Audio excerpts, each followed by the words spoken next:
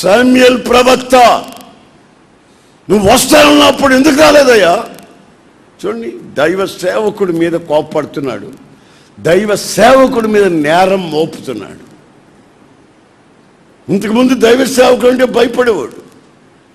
గాడిదల వెంట తిరుగుతున్న నన్ను రాజుగా అభిషేకించాడు అని భయపడేవాడు. ఇప్పుడు నువ్వు వస్తానన్నావు, రాలా.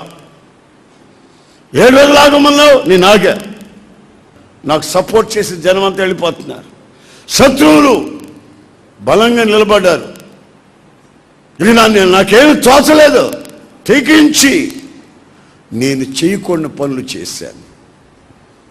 నీవు చేయవలసిన పనులు నువ్వు చేస్తే నీ పరుగు జయముగా ఉంటుంది. ఆమేన్. నీ ముగింపు మహిమకరంగా ఉంటుంది. హల్లెలూయా. నీ ముగింపు